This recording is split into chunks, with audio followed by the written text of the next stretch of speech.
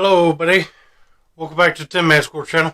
I'm your host, Jeffrey Tin Man Taylor, and today I'm reading another chapter out of the North Carolina Ghosts and Legends book by Nancy Roberts.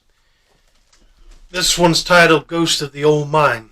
So without further ado, let's get into this legend, shall we? Twilight is the hour to see a town if you would sense its true spirit. When evening falls in the tiny community of Gold Hill near Concord, the percent fades and shadows of the past begin to live again. The superstructures of old gold mine shafts jut darkly grotesque against the sky. An immense deserted mine office building crouches brooding beside the country road. At the village crossroads is a general store reminiscent of the early 1900s. Everything about this out-of-the-way place echoes the past. It is a shell of a once vibrant community. With its heart gutted out, the stuff that once made the blood course lustily through the veins of this town was gold. Suppose by some accident of time we should arrive in the Gold Hill during the days when it teemed with life. How excitingly different the town looks to our eyes. It is rowdy and bustling with the smell of smoke in the cold December air. Heavily bundled figures jostle each other along the muddy main street. Well, to be honest with you, I kind of go for a more quieter, peaceful look of town where people ain't hustling, bustling at each other, trying to get to point A and B, Occasional boisterous peals of laughter come from the Nugget Saloon, and the murmur of soft Latin voices mingles with thick Cornish brogues. Gold Hill is booming in this year of 1842. It is bursting its showy seams with Jew and Gentile, Latin and Nordic, Cornishmen and Negro slaves. Rough, uneducated men are converging on it from every direction, drawn by their lust for gold. Among them, Aaron Klein was a misfit, son of a rabbi, almost too gentle for his own good. What did this young man have to do with the greed and anticipation swirling about him? Aaron himself couldn't have explained it. His parents had died several years earlier, back in Pennsylvania.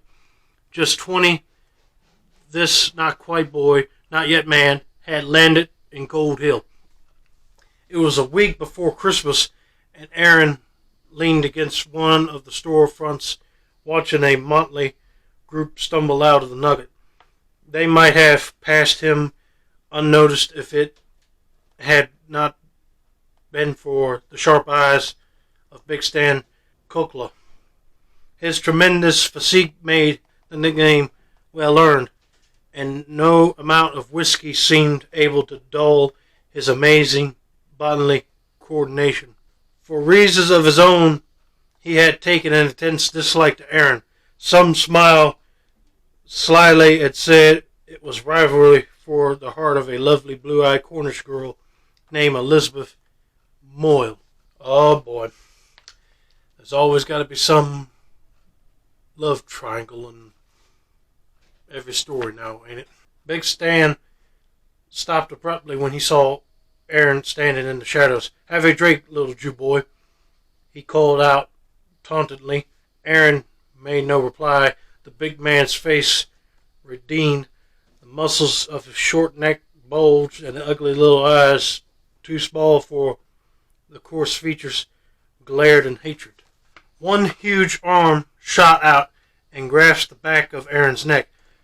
"We'll see whether you're too blasted good to drink with me," he roared, holding a bottle in his free hand. He tried to force the fiery liquid between Aaron's lips. The youth coughed, spluttered, and finally managed to free himself from the grip of his tormentor. I mean, that ain't right at all. For not only calling out a boy because he's Jewish and trying to force him to drink liquor is really not good. Talk about a big town bully. against this guy. He half stumbled, half ran toward the doorway of a store behind him.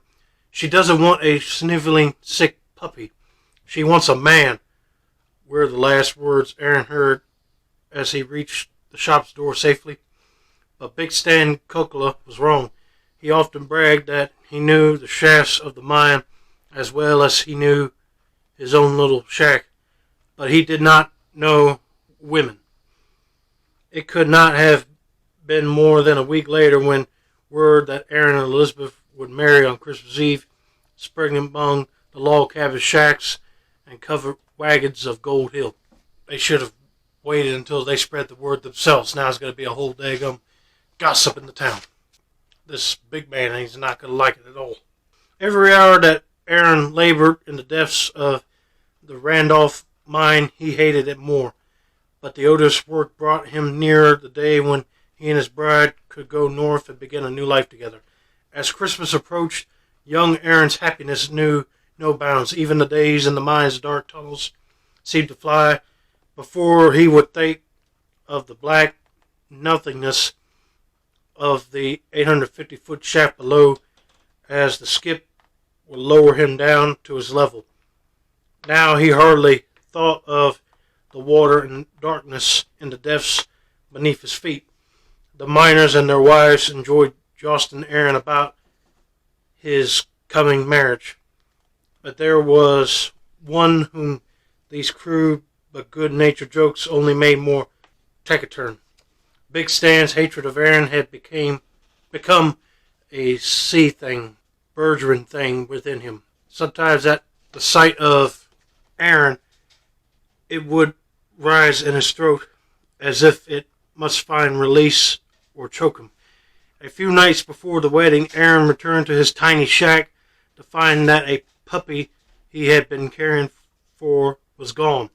Calling his searcher through the broom straw back off the row of shacks, he heard a whimpering sound.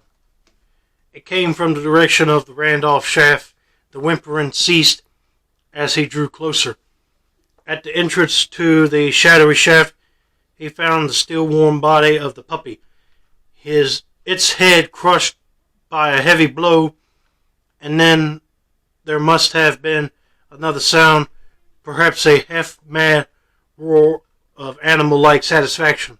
On Aaron's part, there could only have been a terrible surge of panic at the brute strength of his antagonist before oblivion came. The following morning, when the first of the miners arrived at the shaft, they found the body of a small dog nearby.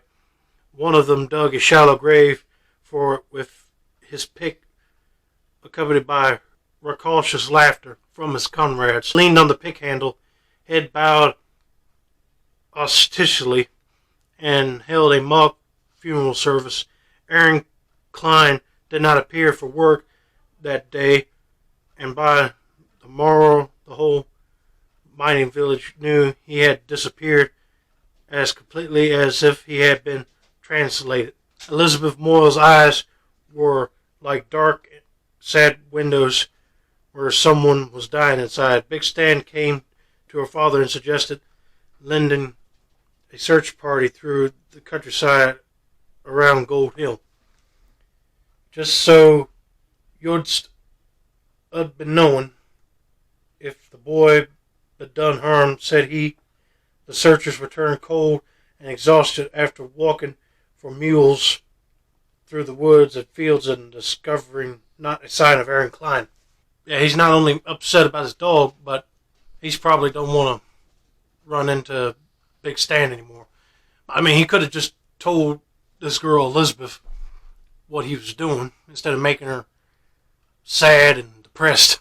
Several months later, people began seeing a ball of light near the mine shaft at night. The light would travel toward the row of shacks. Women fetching water at dusk would come in breathless, saying the light had followed them.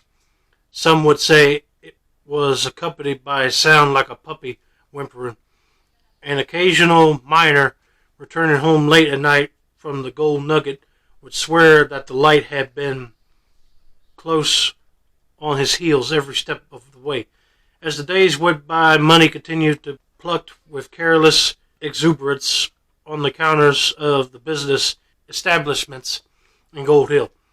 Most of these immigrants considered themselves wealthy beyond their wildest dreams, all but Stan Kukla.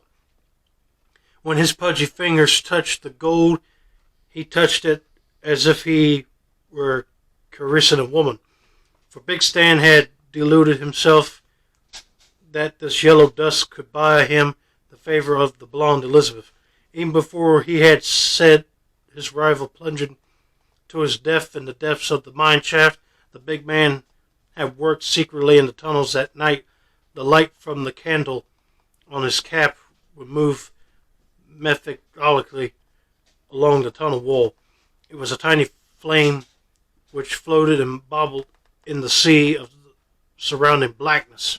I knew it, that Big Stan is a cold-blooded murderer. Not only killed his dog, but he also had to kill Aaron in the process as well. I mean, that's just wrong. Just trying to take Elizabeth's hand. I know she ain't going to like that at all. She won't even go for a man like him. Almost a year has passed since Aaron's death, when one night, long after midnight, Stan Kukla was digging the precious ore. It might have been his aloneness, for sometimes the light of his own candle seemed to him to be reflected back from the darkness around him. Every so often, Big Stan thought that about halfway up the tunnel, he could see a light flicker. It was a light about the size of his own, which moved along at the same pace he did, only lately the light was nearer. On this December night, he was sure that he saw it again, closer still. He tried to concentrate on his work, but his breath began to come faster. Soon his heart began to pound so frantically in the stillness that he could hear its beating. The light's glow appeared to travel faster along the wall. Its tiny circle of brightness was now visible out of the corner of Big Stan's eye. Then it was at his side. He could have died rooted to the spot, but he had to turn and see it. Before his eyes stood a dripping, faceless thing. On its cap sputtered a candle. With a horrific cry, Kukla lunged past the figure and fled toward the skip, which would lift him to safety. The light followed close behind, seeming to gain every time Kukla's heavy boots would slip on the loose shallow floor of the tunnel. Big Stan's hand finally brushed the beams which framed the mouth of the tunnel, and he stepped out of it toward the skip. But the skip was gone. Where it should have been, there was nothing but black emptiness, and the heavy, terrified body of Big Stan plummeted down, down, down.